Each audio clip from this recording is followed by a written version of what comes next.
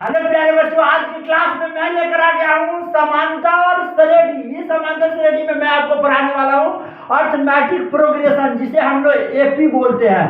AP का full form होता है अर्थमेटिक प्रोग्रेशन, अर्थात समांतर श्रेणी। और आज की क्लास में हम लोग जानेंगे कि एपी का एनवा पद को कैसे ज्ञात किया जाता है। एपी के एनवा पद को कैसे ज्ञात किया जाता है, तो मेरे प्यारे बच्चे इसके लिए स्पेशल फार्मूला होता है। आइए उस फार्मूला पर हम लोग गौर करते हैं और अच्छी तरह से सीखने की कोशिश करते हैं। मेरे प्यारे बच्चे, मान लेते हैं, माना कि हमारे पास अलग अलग प्रकार का रूप है। जैसे कि पहला पद A1 है, दूसरा पद A2 है और तीसरा पद A3 है, चौथा पद A4 होगा, पांचवा पद A5 होगा, छठा पद A6 होगा। उसी प्रकार एनवा पद AN होगा।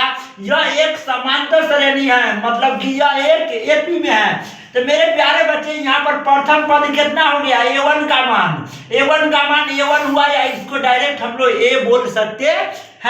या द्वितीय पद मतलब A2 का मान को हम लोग क्या कर सकते हैं? एक कम करके लिख सकते हैं A प्लस D। ये कैसे प्राप्त होता है हम लोग बात करेंगे।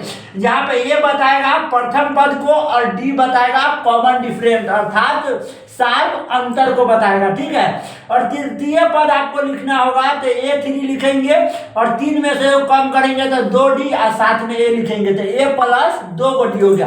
तो इसी प्रकार डॉट डॉट आप निकालते जाएंगे तो आप एनवा पद का मान निकाल सकते हैं। तो A सब में होगा प्लस, N है तो N में से एक घटा देंगे और साथ में क्या लगा देंगे? D लगा देंगे। तो ये हमारा एनवा पद का क्या निकल के आ गया? सूत्र निकल के आ गया AN बराबर A प्लस N-1 गुने D। ये फार्मूला आपको ऑब्जेक्टिव में पूछा जाएगा और प्लस में सब्जेक्टिव में पूछा जाएगा।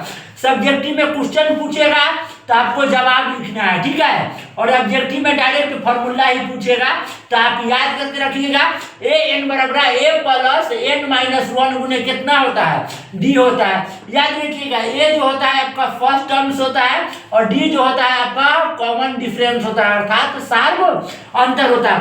अब हम एग्जाम्पल पे आते हैं, ठीक है।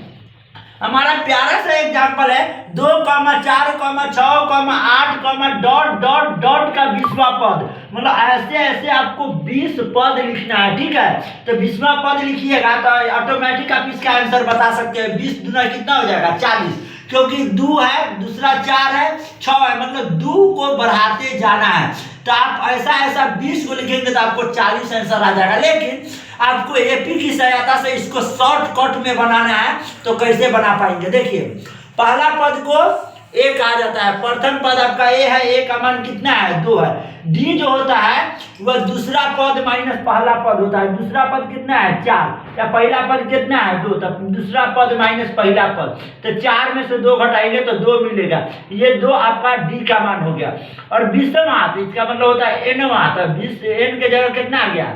20। फार्मूला लगा दीजिए, फार्मूला हो जाएगा A प्लस N-1 गुने D। A प्लस N के जगह रखिएगा 20, 20 माइनस 1, साथ में D का वैल्यू बाद में रखेंगे।